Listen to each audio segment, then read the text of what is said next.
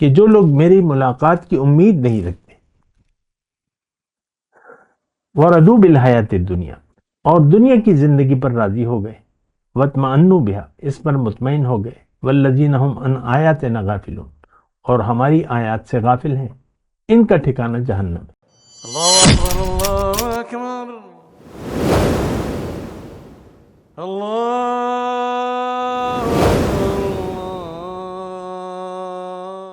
اللهم صل على سيدنا محمد وعلى آل سيدنا محمد بعدد كل ذرة مئة ألف ألف مرة۔ سامعین اور ناظرین کرام، السلام علیکم ورحمۃ اللہ وبرکاتہ۔ سامعین کرام، آج کا ہمارا موضوع عبادت کی حقیقت۔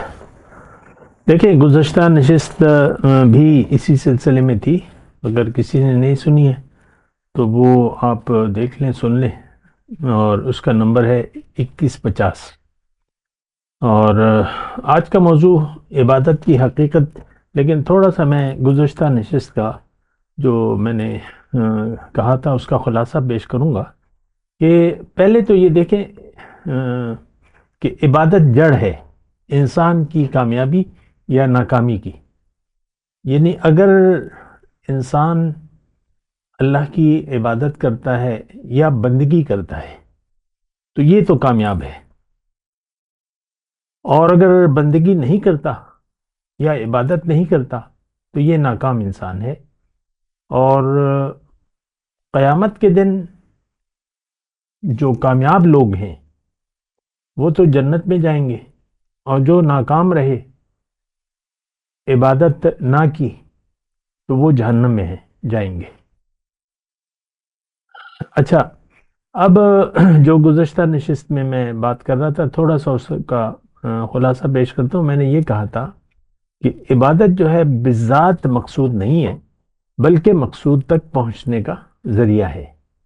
مقصود اللہ کی ملاقات، اللہ کا تقرب، دیدار، معرفت۔ یہ بات دیکھیں قرآن میں بالکل واضح ہے۔ جو لوگ دنیا میں اپنے مقصد کو حاصل کر لیا، یعنی رب کی ملاقات کا اپنے آپ کو اہل کر لیا، تو جزوی نتائج تو دنیا ہی میں اس کو ملنا شروع ہو جائیں گے، اس پہ میں ابھی بات نہیں کر رہا، لیکن قیامت کے دن دیدار کا دن ہے، ملاقات کا دن ہے۔ وجوہ یومئذ ناظرۃ الی ربہا ناظرہ، اس دن بعض چہرے تر و تازہ ہوں گے، ضاحکۃ مستبشرہ، خوش ہوں گے اور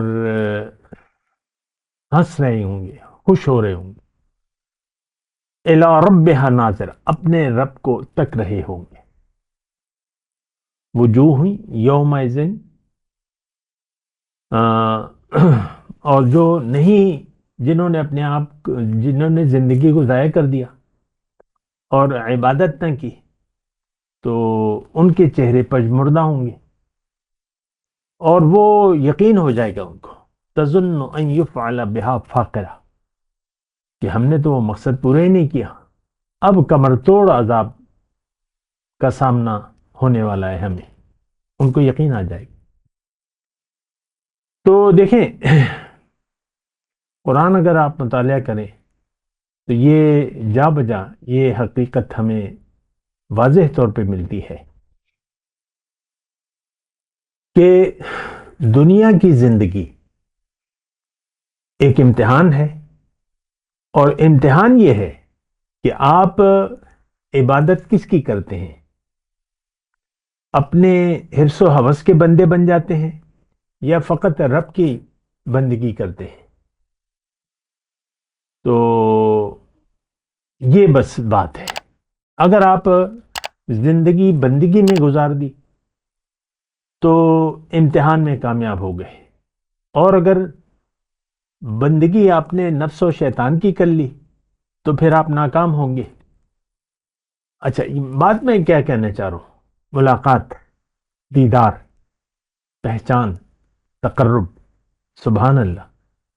ابھی تو بس آپ کے لیے کہنے اور سننے کی باتیں ہیں، اور سب کے لیے، ہم سب کے لیے، یہ نہیں کہ آپ کے لیے، ہم سب کے لیے.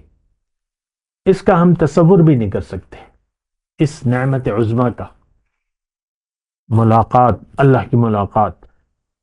ملاقات ہوگی تو دیدار ہوگا، دیدار ہوگا تو بات چیت بھی ہوگی اور پہچان بھی ہوگی. تو دنیا اللہ سے ملاقات کی تیاری کی جگہ کا نام ہے. یہ بات اچھے طریقے سے نوٹ کر لیں. ومن، اچھا قرآن کی آیت ہے، تھوڑا سا میں قرآن کی آیت آپ کو پڑھ دوں.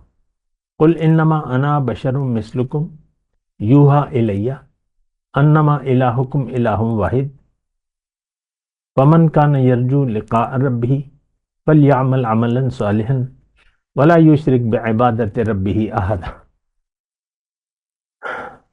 تفصیل کی تو گنجائش بھی نہیں ہے، تھوڑا سا یہ مختصر دورانیے کا بات چیت ہوتی ہے.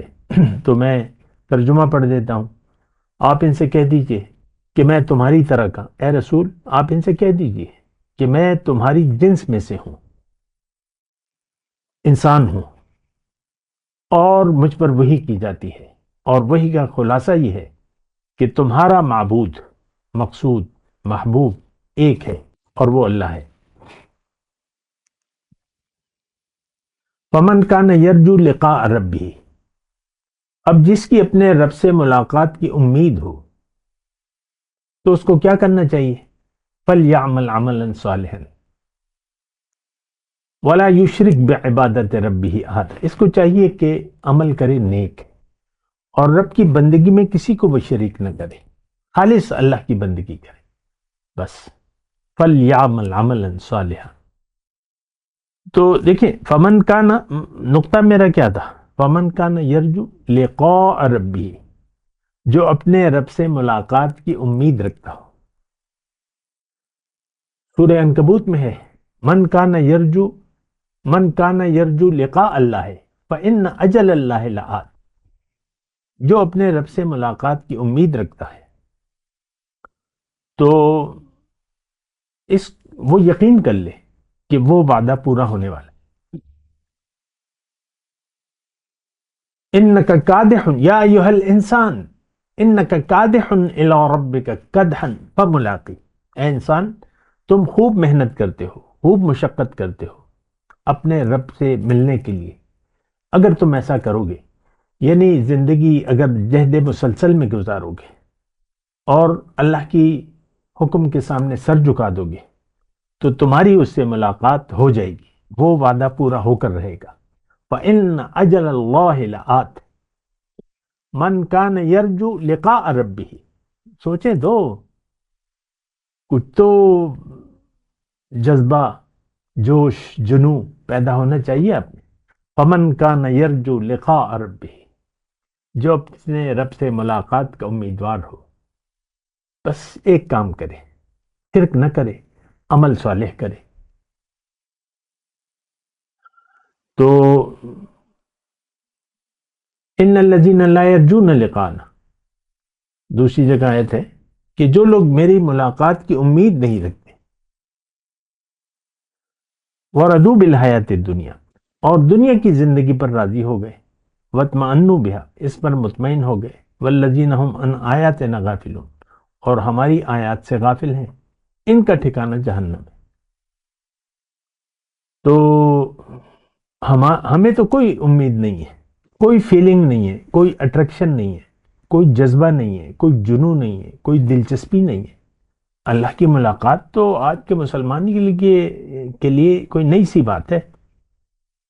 اس کی دلچسپی اور اٹریکشن ساری دنیا کی طرف ہے، دنیا ہی کے لیے زندہ ہے. تو دیکھیں اللہ کی ملاقات یہ ایک ایسی، یعنی واضح طور پہ اللہ تعالیٰ نے فرمایا ہے قرآن میں کہ آپ اس کو جھٹلا نہیں سکتے. تو اب میں اصل میں بات کر رہا تھا عبادت کی حقیقت. عبادت بالذات مقصود نہیں ہے، اللہ کی ملاقات کا ذریعہ ہے کہ اگر آپ اللہ کی ملاقات چاہتے ہیں تو اس کا واحد طریقہ بندگی، عبادت۔ وآخر دعوانا ان الحمدللہ رب العالمین۔